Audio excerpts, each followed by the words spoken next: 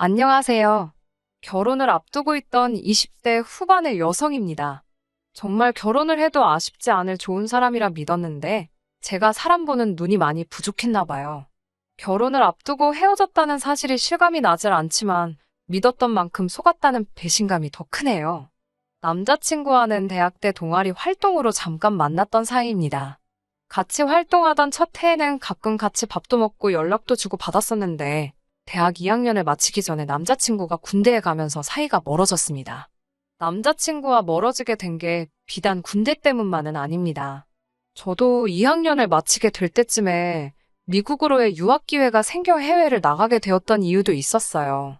제가 미국으로 넘어가고부터는 그나마 가끔씩 안부를 주고받던 남자친구와도 자연스럽게 연락이 끊기게 되었기 때문에 그렇게 소식을 들을 길이 없게 되었어요. 원래는 어학연수만 마치고 반년 정도 후에 귀국하는 예정이었는데 기회가 닿기도 했고 아버지가 이참에 아예 공부를 새로 해보는 게 어떻겠냐고 권유도 하셨기에 아예 어학연수를 하면서 미국에 있는 대학교에 편입을 하게 되었습니다. 더 오래 머물 계획은 없었는데 그렇게 공부를 하다 보니 거기서 대학원까지 마치게 되었습니다. 졸업 후 교수님의 추천으로 미국에 있는 회사에서 인턴 생활까지 하게 되었고요. 저도 무척이나 열심히 했지만 부모님의 경제적 서포트가 없었다면 불가능한 일이었을 거예요. 당시 부모님은 작은 사업을 하고 계셨습니다.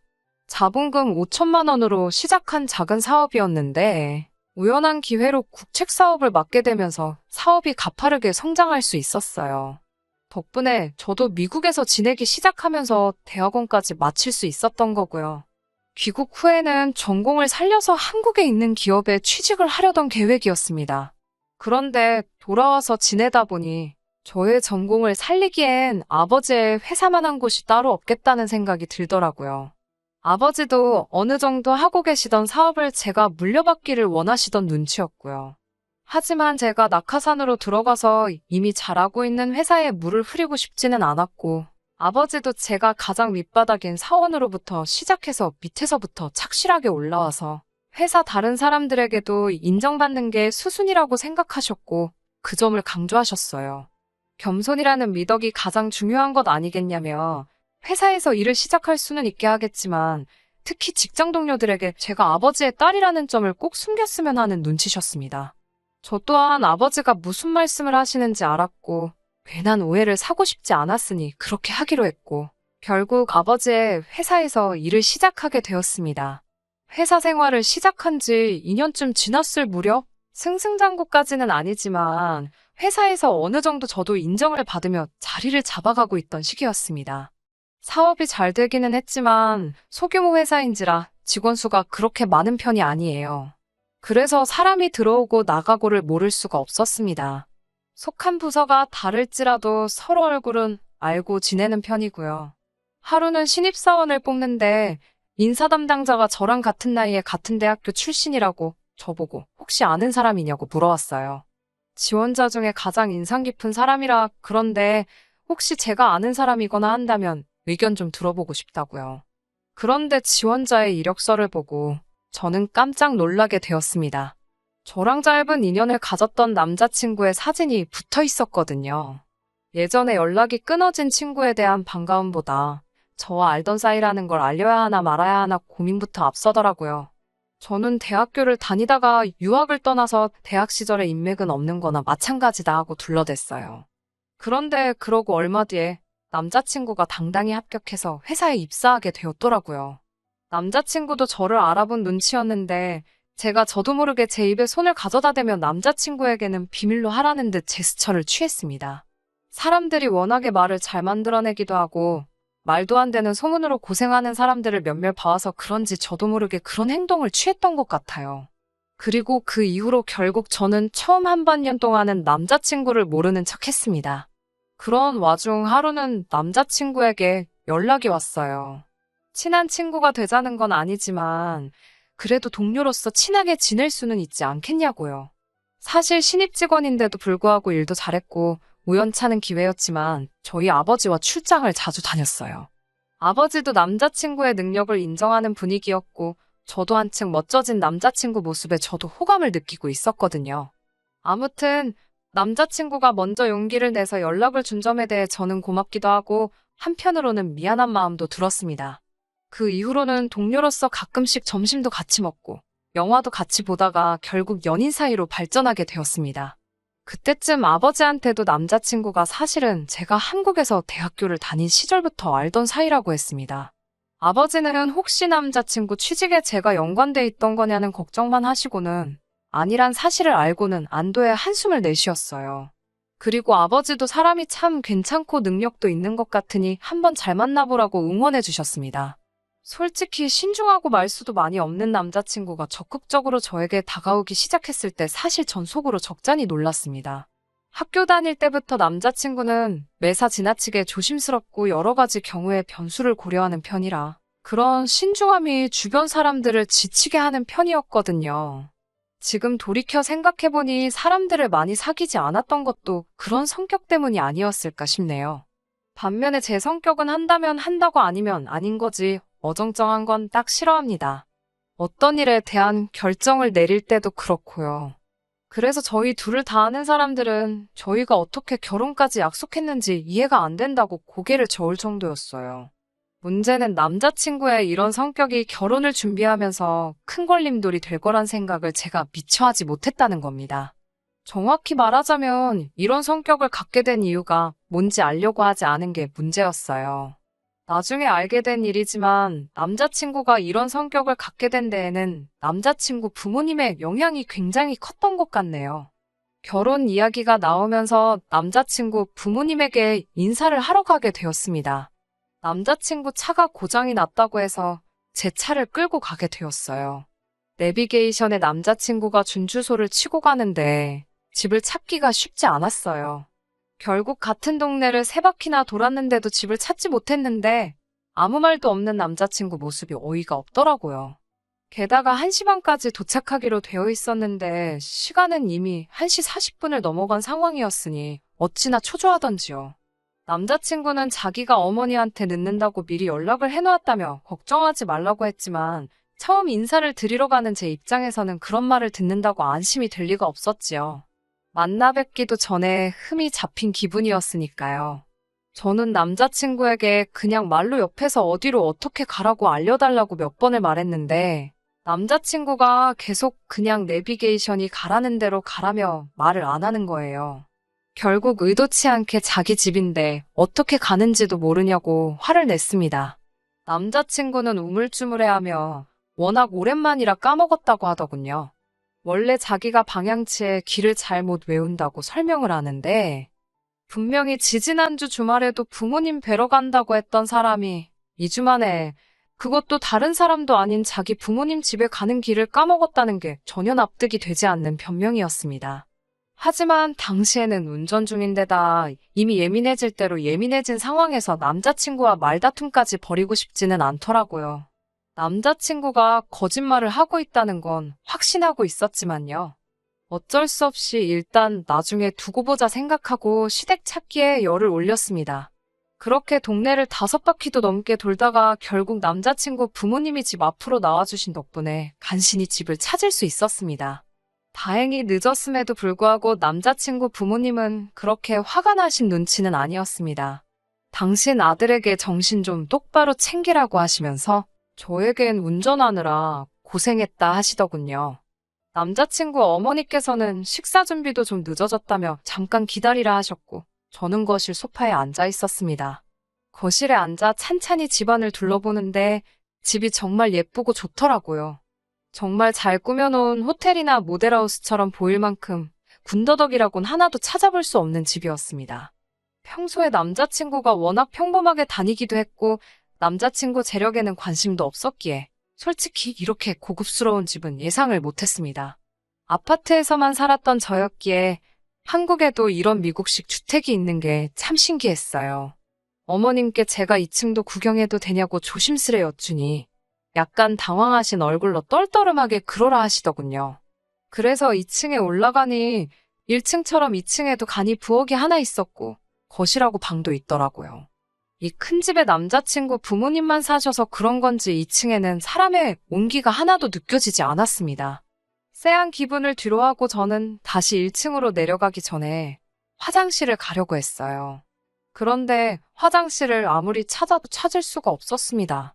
부엌도 있고 거실도 있는데 화장실이 없는 게 이상해서 어머님께 2층엔 화장실이 없냐고 여쭤봤어요.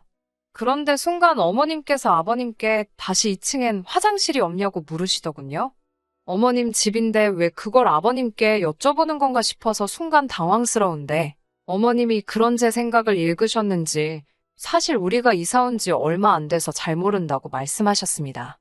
아무리 그래도 말이 안 된다고 생각했어요.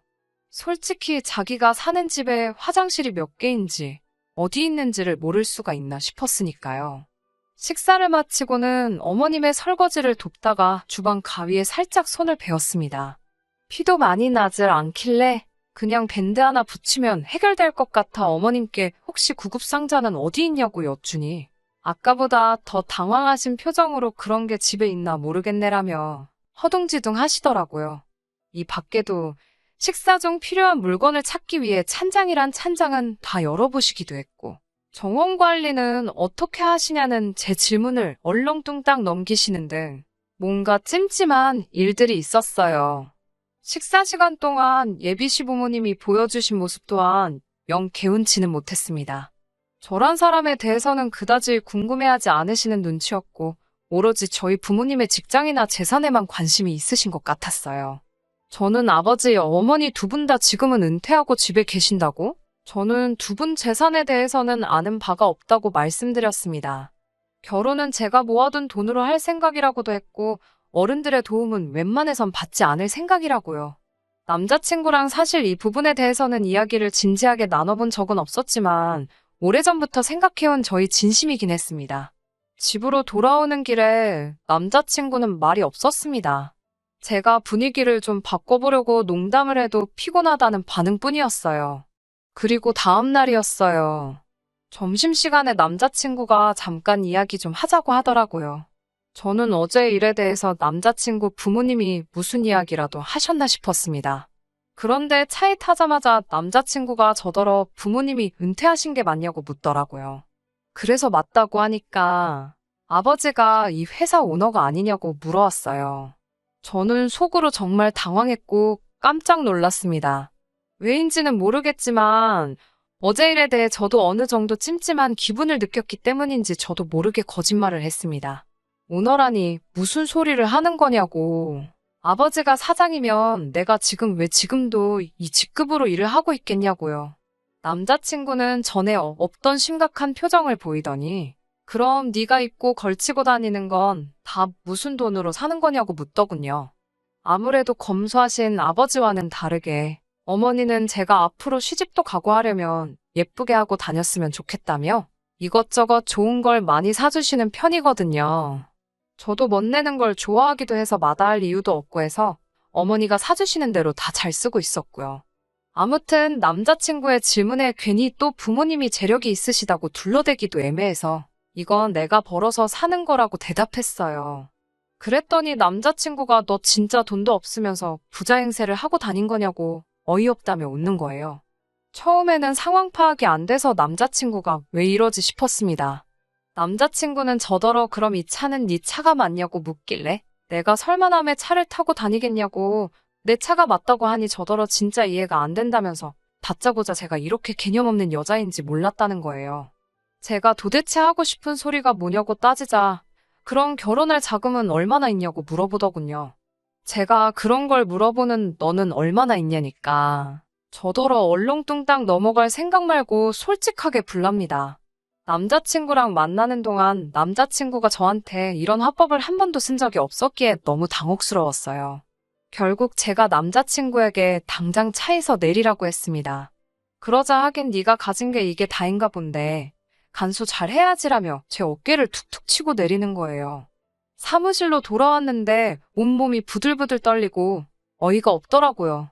결혼 이야기가 나오고부터는 회사 사람들도 저랑 남자친구가 사귀는 걸 알고 있었기 때문에 어두워진 저의 표정에 둘이 싸웠냐고 물었지만 사실 이건 못 싸운 것도 아니고 쪽팔려서 뭐라고 말해야 할지도 모르겠더군요. 하지만 이 사건은 여기서 끝이 아니었습니다. 당연히 헤어지기로 마음을 먹었고 부모님께도 오늘 있었던 일을 말씀드렸어요. 아버지는 충격이 크신 듯 했습니다. 평소에도 남자친구를 높게 사던 아버지는 제가 남자친구와 결혼하면 사업체를 바로 저와 남자친구에게 나눠서 물려주실 생각을 하고 계셨거든요. 어머니도 서울 생활은 너무 지친다며 하루빨리 은퇴해서 공기 좋은 곳에 가서 살고 싶다 하셨고요. 아버지는 생각에 잠기신 얼굴로 어떻게 해야 할지 생각해보자 하셨습니다. 당장 다음날 회사에 출근해서 남자친구를 봐야 한다니 속이 답답해져서 그 길로 일주일간 휴가를 내고 회사에는 나가지 않았어요. 당연스럽게도 남자친구는 제가 부모님은 은퇴하시고 저는 월급쟁이 벌이로 이것저것 비싼 거 사다 나르는 그런 여자로 생각한 건지 연락 한 통 있지 않았어요. 한 주가 흐르고 회사에 출근했는데 사람들이 절 보는 눈빛이 곱지가 않더라고요. 이게 무슨 일인가 싶어서 평소에 친하게 지내던 직원에게 살짝 물어보니 직원이 문자로 나중에 이야기하자고 했습니다. 사원수가 적은 회사다 보니 다른 직원들 눈치가 보였던 모양이에요. 그 직원이 들려준 말은 놀라웠습니다. 남자친구가 회사 사람들에게 제가 사장님의 첩이라는 이야기를 했답니다. 사장님이 저희 아버지인데 제가 그 첩이라니 말도 안 되는 소리잖아요. 그러면서 제가 자기랑 사귄 이유가 사장님의 애인인 걸 안 들키기 위해서 위장할 속셈으로 만난 거라며 자기는 그런 것도 모르고 저랑 결혼까지 생각했다고 피해자 행세를 하고 다녔다더군요. 일개 사원인 제가 무슨 재주로 그 좋은 차에 명품을 휘감고 다녔겠냐며 그게 다 제가 첩질해서 사장님 돈으로 펑펑 쓰고 다녔던 거라고요. 그렇게 남자친구의 말도 안 되는 헛소리에 사람들의 카더라가 더해져 제가 없는 동안 마치 사실처럼 굳어졌습니다. 생각해보면 제가 회사에 처음 들어왔을 때도 사실 채용 계획이 따로 없던 차에 제가 뜬금없이 신입사원으로 들어온 거기도 했고 바로 어제까지 갑작스럽게 말도 없이 휴가를 내고 회사에 안 나왔으니 사람들은 제가 뭔가 진정으로 구린 게 있어서 못 나온다고 생각했던 거고요. 결국 이 소문은 순식간에 퍼져서 아버지 귀에도 들어가게 되었어요. 결국 아버지는 당신의 계획보다 이르게 저를 사장 자리에 앉히셨습니다. 이례적인 파격 승진에 다시 당연히 말이 나오기 시작했고 아버지는 회사 메일을 통해 제가 아버지의 친딸이고 회사 전반적인 업무를 가르치기 위해서 그리고 다른 직원들과의 불화도 줄이기 위해서 여태껏 그 사실을 숨겼다고 이 과정에서 불편함을 느낀 직원이 있다면 유감이라고 적으셨더군요. 그리고는 이와 별개로 저와 아버지에 대한 유언비어를 만들어 퍼뜨린 직원과 그에 동조한 직원은 명예훼손으로 고소를 진행할 예정이니 아는 바가 있는 사람들은 협조해달라고 덧붙이셨습니다. 아버지가 저렇게 강경하게 나가신 이유는 남자친구가 그때라도 자기 잘못을 뉘우치고 아버지와 저에 대한 이상한 소문을 퍼뜨린 걸 사과하면 눈 감아주실 생각이 있으셨던 거였어요. 그런데 그 소문을 직접 사과해야 할 남자친구는 따로 저에게 연락 한 통 없었고 그제서야 상황 파악이 된 직원들 몇몇만이 저에게 찾아와 진심으로 미안하다며 사과를 하더라고요. 그러면서 자기들이 도울 수 있는 게 있다면 뭐든지 돕겠다고요. 명예훼손만 문제가 아니라 자기들 직장이 달린 문제니 더 절박해 보였습니다. 저는 만약의 경우 누가 이 소문을 시작한 건지만 증언해달라고 부탁했습니다. 그리고 아니나 다를까 모든 사람이 제 남자친구를 지목하더군요. 한때는 사랑했던 사람이고 결혼까지 약속한 사람이 갑자기 왜 나한테 이렇게까지 상처를 주는 건지 이해할 수가 없었습니다. 그리고 얼마 지나지 않아서 남자친구에게도 연락이 왔습니다.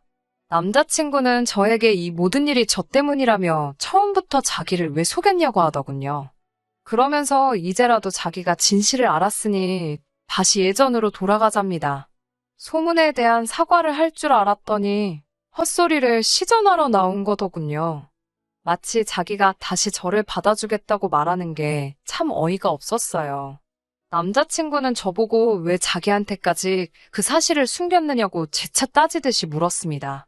자기 예상이 맞지 않았느냐며 자기는 이미 제가 아버지와 연관돼 있는 사람이란 걸 알고 있었다고요. 결혼 이야기가 나올 때쯤 집안 형편 차이로 결혼이 성사되지 않을까 싶어서 남자친구 부모님이 살고 계신다던 그 저택 같은 집도 빌렸다는 사실을 말하더라고요. 자기가 그만큼 저에게 공을 들였다고요. 그 자리에서도 끝까지 거짓말을 한 저에게 오히려 손해배상 청구를 했어야 한다며?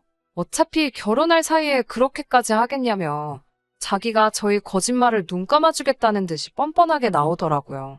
너무 화가 나서 제 앞에 놓여있던 커피잔을 남자친구에게 당장이라도 던져버리고 싶었지만 저 비열한 인간에게 어떠한 구실도 주고 싶지 않았기에 꾹 눌러 참았습니다. 남자친구에게 구질구질하게 굴지 말라고, 너야말로 호화저택까지 빌려가며 나를 속인 게 아니냐고, 너야말로 사기꾼이지 않냐고 한마디 했습니다. 내일 회사 출근하는 대로 너는 명예훼손 및 업무방해로 해고할 거라고 했습니다. 이 업계가 얼마나 좁은지 너도 알지 않냐며 인생 그렇게 살지 말라고 또 한마디 해줬고요. 그제서야 남자친구는 이게 다 저랑 저희 아버지 때문이랍니다. 아버지와 같이 떠난 출장지에서 우연히 저희 아버지 핸드폰을 보게 되었답니다. 아버지는 저랑 같이 찍은 사진을 핸드폰 바탕화면에 해두셨기에 제가 당연히 사장님의 딸이라고 생각했고, 그래서 제 비위까지 맞춰가며 사귀게 된 건데, 정작 저는 아니라고 하니까 딸이 아니라면 제가 아버지의 첩이라는 확신이 들었다고 합니다. 그리고 배신감에 치가 떨렸다는 거예요. 왜 솔직하게 묻지 않았냐고 하니까 요즘 젊은 여자들이 좋은 차에 명품 휘감고 다니면 부잣집 딸이거나 지저분하거나 둘 중 하나 아니겠냐며 저한테 사실을 물어볼 필요도 못 느꼈다나요. 이렇게 썩어빠진 인간하고 만났다는 사실에 너무 억울하고 분노가 치밀어 올랐습니다. 저는 결국 남자친구와 파혼했고 명예훼손으로 남자친구를 고소했습니다. 저뿐만 아니라 저희 아버지도 남자친구를 명예훼손으로 고소했고, 나아가 회사의 입장에서도 남자친구를 같은 이유로 고소했어요. 어떻게 저를 속여서 저랑 결혼해서 회사까지 손에 넣으려고 했는데, 남자친구는 당장의 합의금만으로도 몇 천이라는 돈이 빠져나가게 생긴 꼴이었죠. 그제서야 남자친구는 상황 파악이 된 건지 저를 다시 받아주겠다는 헛소리가 아니라 제 앞에 찾아와 손이발이 되도록 싹싹 빌기 시작했어요. 당연한 말이지만 합의는 없었습니다. 소문이야 오해가 이미 다 풀린 상황에 넘어갈 수 있는 일이었지만 호화저택까지 빌려가며 저에게 자기 집이 마치 잘 사는 입인 척 거짓말을 했다는 사실이 너무 악질적이라는 생각이 들었어요. 저도 모든 사실을 숨겼다는 점에 잘한 거 하나 없다는 거 알고 있습니다. 하지만 남자친구가 저의 배경이 아니라 저를 사랑했던 거라 믿었고, 모든 것을 알게 된 지금 남자친구는 뭣도 아닌 저를 사랑한 게 아니고 오직 저를 얻음으로써 자기에게 떨어질 콩고물만을 노리고 있던 사기꾼이 분명했으니까요. 그리고 당연히 그 죗값을 치러야 한다고 생각합니다. 회사 내에서 오해는 풀렸지만 저도 직원들을 속여왔다는 죄책감에 회사를 나오기로 결심했습니다. 아버지가 일어놓은 성공의 숟가락을 올리는 게 아니라 제가 여태껏 배워온 것과 경험을 살려서 직접 제 사업체를 차리기로 했어요. 아버지는 처음에는 왜 편한 길이 있는데 힘든 길로 가려는 거냐며 반대하셨지만 저의 생각을 듣고는 저를 인정해 주시고 제 뜻을 따라주기로 하셨어요. 저도 이제 다른 사람을 속이지 않고 제 스스로 인정받는 사람이 되기 위해 여태 하던 것보다 훨씬 더 많이 노력을 해야겠습니다. 끝까지 들어주셔서 감사합니다. 오늘의 사연은 여기까지입니다. 구독과 좋아요, 알람 설정 부탁드리고 더 좋은 사연으로 다시 찾아뵙겠습니다. 감사합니다.